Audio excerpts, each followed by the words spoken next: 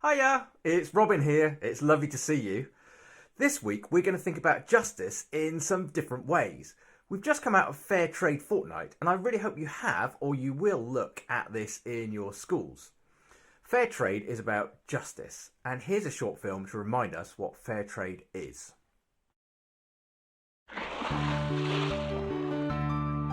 A supermarket. Here we buy almost everything we need in our day-to-day lives. Our decisions on what to buy are based on taste, quality, and price. But what you might not know is that the decisions we make can have a significant impact. Fair trade products vastly improve the working and living conditions of families in developing countries. But how does fair trade even work? Let's take this pack of coffee as an example. Fair trade coffee farmers don't work alone. They are members of cooperatives and organized democratically. There are many advantages to this system. A central component of the fair trade system is the minimum price, which is the minimum that farmers' organizations are paid when selling their products through fair trade. Additionally, producer organizations receive the fair trade premium. It is up to the farmers and workers to decide how to use the premium. They might build wells and hospitals, buy better farming equipment, or invest in switching to organic farming. Having a stable income can drastically improve a whole family's opportunities. Coffee is the most well-known fair trade product. However, there is a huge range of fair trade products available, from bananas, ice cream, rice, cocoa, sugar, herbs, honey, dried fruits and nuts, to fruit juices, tea and wine. Even flowers, cotton, and sports balls can be fair trade certified. So now, it's over to you. In your daily shopping, look for the fair trade mark and choose products that change lives for over 1.5 million farmers and workers worldwide. Fair trade. The power is in your hands. Fair trade seems to be about treating others as we would want to be treated, and that sounds like part of what justice is. But I wonder what else it can mean. Pause on the word cloud and talk about what you think justice can mean.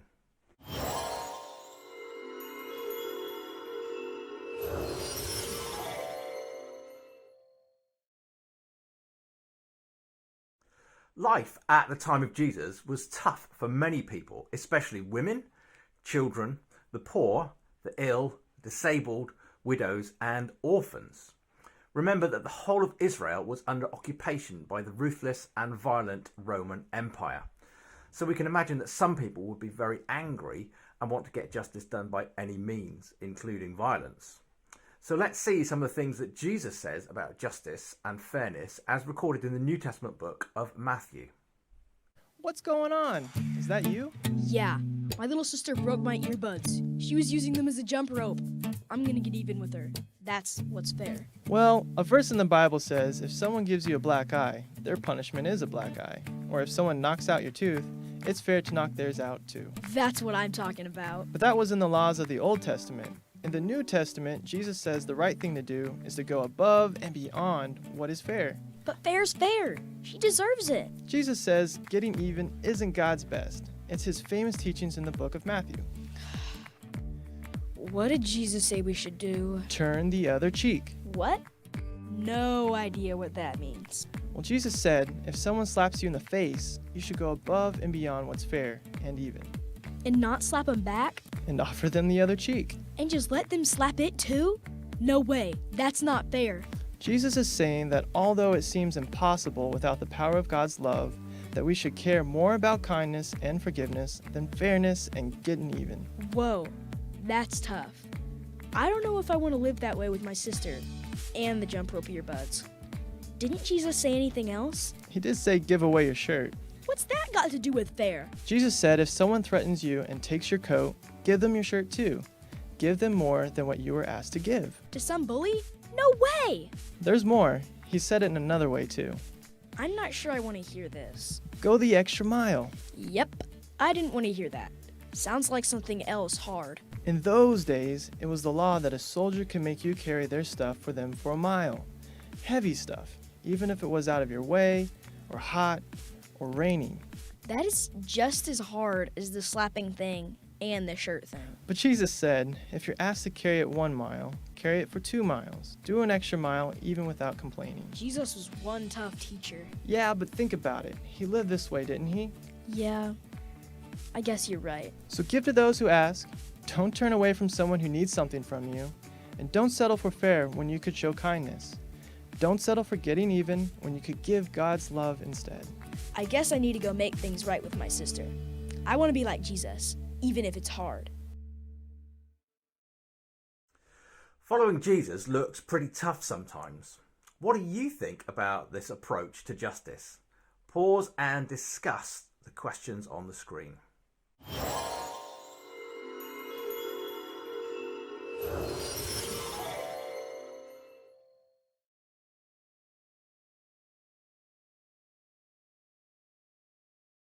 There's a long tradition of writing songs calling for justice in various forms, and these are sometimes called protest songs. Blowing in the Wind was written by Bob Dylan in 1962 and is one of the most famous protest songs ever. It's considered an anti-war song and a civil rights anthem. You'll find the words are quite poetic and mysterious. Now, the most commercially successful version was by folk music trio Peter, Paul and Mary in 1963, which is the version that we're going to watch. But if you follow the link in the description below, you can see Bob Dylan himself sing his version if you prefer. Enjoy.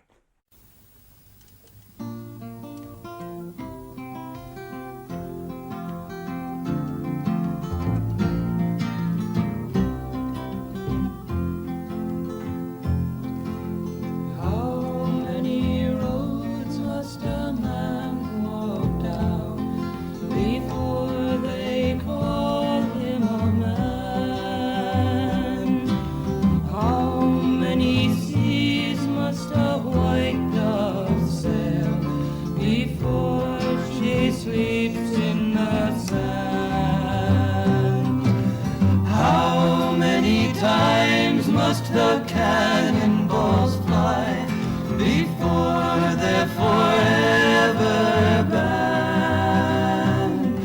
The answer, my friend, is blowing in the wind. The answer is blowing in the wind. How many years can a mountain exist before it is washed to the sea?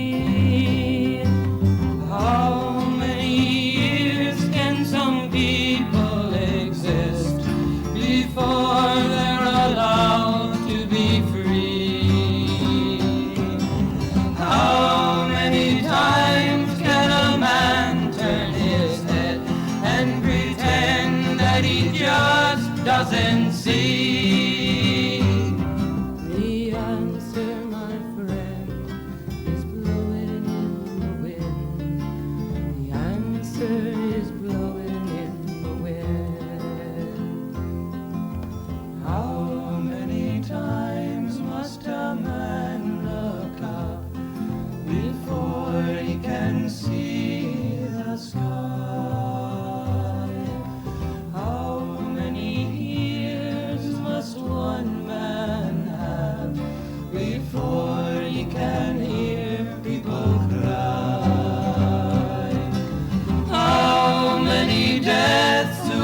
Take till he knows that too many people have died. The answer, my friend, is blowing in the wind. The answer is blowing in the wind.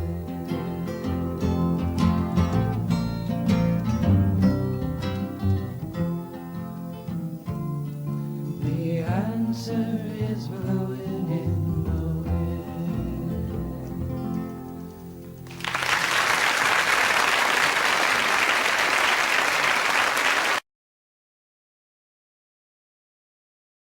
For our prayer and reflection time, we have a meditation video called Letting Go of Things. Now, I think the sound of waves on a sandy beach is one of the most calming sounds around. So relax and enjoy the space to think or pray.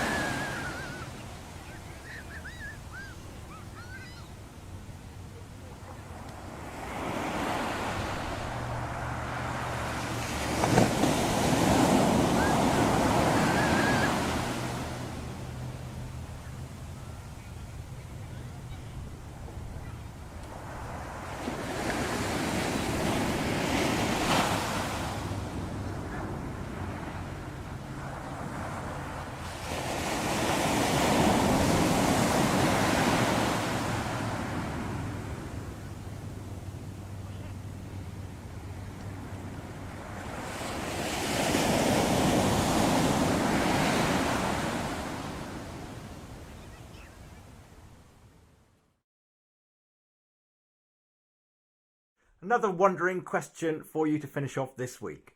Would you rather live in a tree house or in a canal boat? I'll leave you to a conversation and I look forward to seeing you next week. Bye for now. Bye.